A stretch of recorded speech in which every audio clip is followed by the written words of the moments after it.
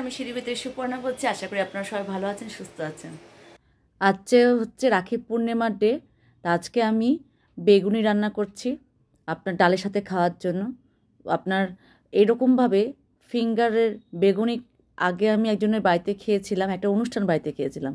ওইভাবেই আমি ভেজে নিচ্ছি, খেতেও টেস্টি লাগে। কিন্তু আসলে কী বলুন তো, একঘেয়েমি বেগুনির থেকে একটু সাইজে চেঞ্জিং, আর কিছুই না। এটাই করতে ভালো লাগে, মানে মানুষ একটু নতুনের চাহিদা আছে, তাই নতুন নতুন কিছু বানাই, বুঝছেন তো। আর এটা একদম ক্রিস্পি ফ্রাই করব, এই জন্য ভাজতে বসিয়ে দিলাম। আর আপনার দেখিয়ে দিই আজকে দুপুরে লাঞ্চ মেনুতে কী কী রেখেছি। আজ যেহেতু সোমবার, ওই জন্য নিরামিষ করেছি। সাদা আলু পোস্ত, করলা, মিষ্টি কুমড়ো, বড়ি দিয়ে ছেচকি, শশা, আপনার হচ্ছে পনির দিয়ে মিক্সড ডাল। এটা কিন্তু খেতে খুব ভালো লাগে আমার, এটা বানিয়েছি আজকে। তারপর হচ্ছে বিট বাটা, বলতে বলতে না হাঁপিয়ে গেছি। যাই হোক, আর গরম ভাত, আর ওখানে চাটনি আছে। সব নিয়ে নেবে এলাকা। আচ্ছা, গোষ্ঠীদ্বন্দ্বের মতো। যাতে পারলো না। Happy birthday.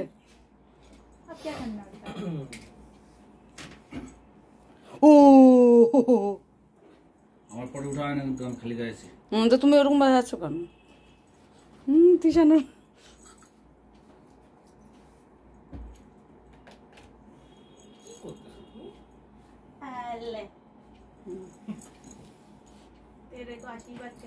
দাঁড়া, আমার শঙ্খ দাও তো গো, আমি শঙ্খ বাজাই দিই। শঙ্খ বাজাতে হবে না। আচ্ছা, বাবারা ঘুমিয়ে পড়েছে। जल्दी जल्दी तेरे को अच्छी बीवी मिले। ইরা এটা আর তোরটাকে আশীর্বাদ দিবে, দিশান দিবে। না না না, ওটা দেওয়া হবে না। बीवी मिले। नमस्कार। ও চন্দনের ফোঁটা তো।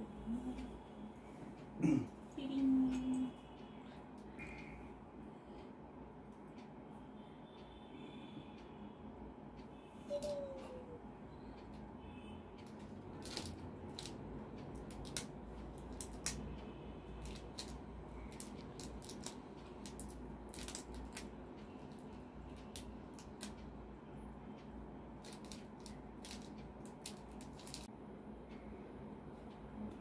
मैं तेरे को गीत बात दूंगी। মিঠা ও দিশান আরেকটা হয়েছে। কোথায়? বোন আছে একটা।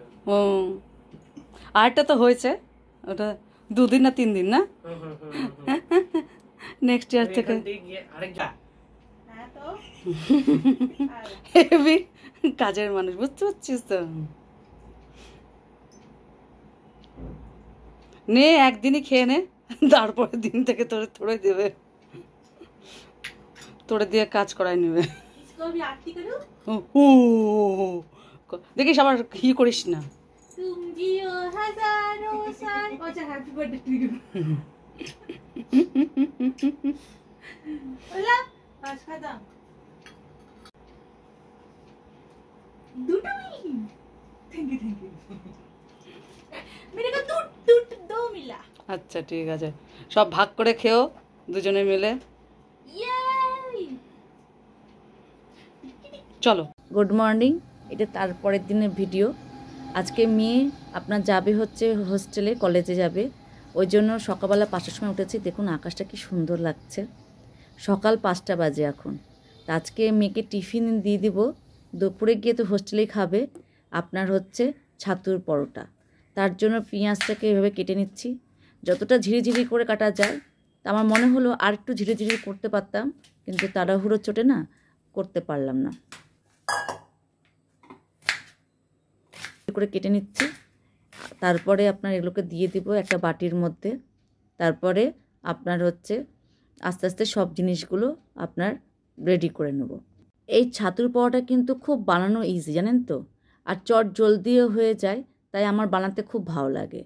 আপনার আলুর পরোটা যেরকম আলু সেদ্ধ করো একটা ঝামেলা থাকে, তা না কিন্তু এটা। তা আপনার লঙ্কা, আপনার পেঁয়াজ ঝিঝি করে কেটে নিলাম। এবার একটু নুন দিয়ে নিচ্ছি, তারপরে আপনার একটু লেবু দিলে ভালো হয়, যেহেতু আমার কাছে লেবু ছিল না তাই একটু ভিনিগার দিয়ে দিলাম। আর বাড়িতে লঙ্কার আচার আর তেল ছিল, সেটা একটু মিশিয়ে নেব। আপনার একটুখানি তেল দিয়ে নিচ্ছি, সকালবেলা খাবো তো। আর এগুলো জিনিস জানেন তো, যত শীতের দিন হয় তত হজম করতে সমস্যা হয় না। গরমের দিন বলে অল্প অল্প করে দিয়ে নিচ্ছি। আর লঙ্কার আচারের মশলাটা না জানেন তো খুব ভালো লাগে আমার। প্রথমে আপনার হচ্ছে ভাবলাম চামচ দিয়েই মাখাবো, কিন্তু দেখলাম যে হাত দিয়ে মাখালেই বেস্ট। একটু চিনিও দিয়ে দিলাম আর এইভাবে ভালো করে মাখিয়ে নিলাম। অনেকটা জল ছাড়লো। এবার এর মধ্যেই আমি ছাতুটা দিয়ে নেব।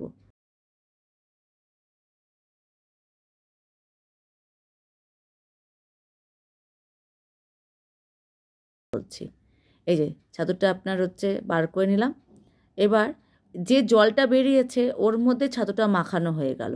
আর যখনই মনে করেন একটু শুকনো করে দিবেন না, আপনি শুকনো শুকনো করে ঢুকানো যায়, কিন্তু তাতে কি হয় পরোটা ভেঙে যাওয়ার ভয় থাকে। আর আপনার এই এই হাতে একটুখানি জল মিশিয়ে নিলে পরে কী হয় বলেন তো, ডোটা খুব সফট তৈরি হয়। আর এটা কিন্তু পরোটার সঙ্গে যখন আপনি বেলবেন তখন কিন্তু কোনো ভাঙে না, ঝুরঝুরে হয় না। আমি এভাবে মাখিয়ে নিলাম, এভাবে রেডি করে নিলাম। তারপর আপনার হচ্ছে আটা মাখিয়ে নিলাম। দুটো আমার হবে হচ্ছে চৌকোন পরোটা, আর তার সঙ্গে হচ্ছে 6টা হবে আপনার ছাতুর পরোটা। সেইভাবে আমি লেচিগুলো কেটে নিচ্ছি। অনেকটা কাজ হালকা হয়ে যায়। এভাবে পুর ভরে নিলাম, দিয়ে ভালো করে মাখিয়ে আপনার ভালো করে মেল্ট করে নিলাম। এতে কি হয় আপনার পরোটাটা ফেটে যায় না। তা আজকে আমি সেনগুপ্তকে আজকে দিব চৌকোন পরোটা। আমার না এরকম করে চেঞ্জিং করতে খুব ভালো লাগে, একঘেয়েমি আমার কোনো কিছুই ভালো লাগে না। এইভাবে আমি চৌকোন পরোটা রান্না করছি। আমার মেয়েও খুব খেতে কিন্তু খুব ভালো পায়। কখন বলবে মা ত্রিকোণ পরোটা খাচ্ছি, কখন বলবে চৌকোন পরোটা খাচ্ছি। হ্যাঁ, ছোটোবেলার থেকে ওর এটা কিন্তু খুব আনন্দ লাগতো জানেন তো। আজকে চৌকোন পরোটা এইভাবে বেলে নিলাম।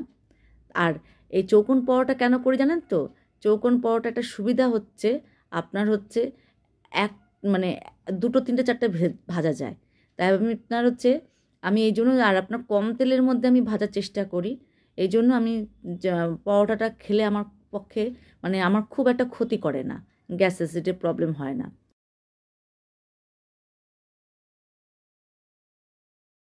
পরোটা ভাজতে পারেন, দেবেন থাকে অনেকক্ষণও থাকে।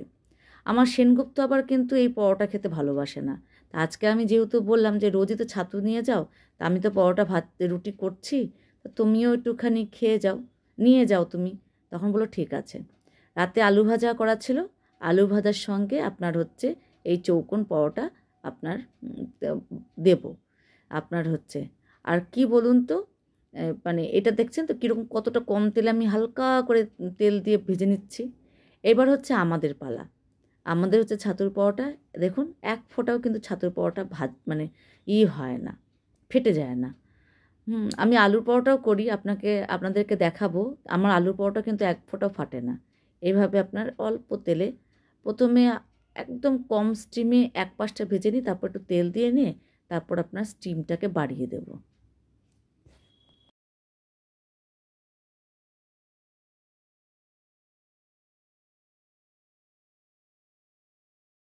ব্যাস আমার পরোটা ভাজা হয়ে গেল।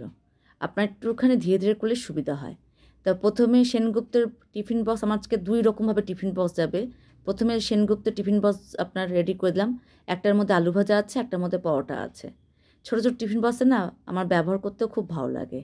আর আপনার দিশানের জন্য 2টো পরোটা যাবে ছাতুর পরোটা, আর ডোনার জন্য যাবে 2টো পরোটা। হ্যাঁ, ওরা ট্রেনের মধ্যে খাবে আর আনন্দ করবে। হ্যাঁ, আমরা আশা রাখছি যে ওদের ভালো লাগবে। এই হচ্ছে ব্যাপার। ডোনা এরকম চটরমটর খেতে খুব ভালো পায়। আর এইরকম ছোট্ট ছোট্ট টিফিন বক্স কিনে রাখছি, এর মধ্যে দেব সস।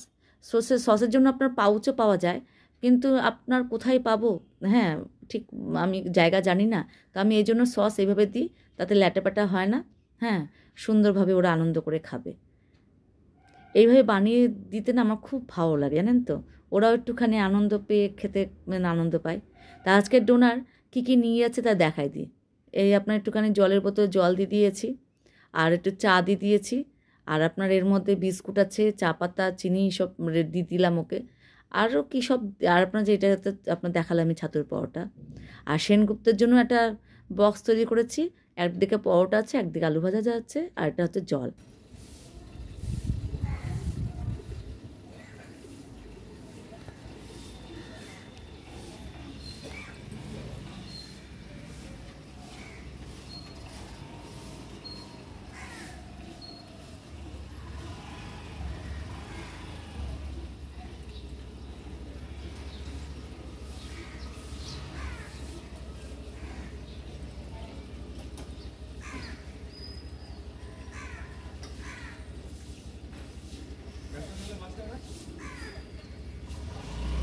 টাটা, সাবধানে যাবা।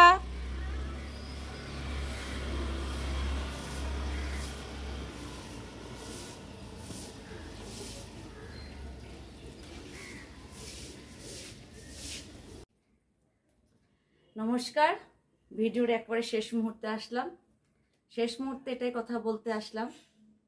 কালকে রাত্রিবেলা কি হয়েছে, যখন মেয়ে যাবে বলছে, হুট করে না একটা টেনশন আসলো। টেনশন বলতে কি বলুন তো, এই যে সাথে আছে ভালো লাগছে, কিন্তু আবার দূরে হবে, নানান ঝামেলার মধ্যে পড়তে হবে, এই এক টেনশন।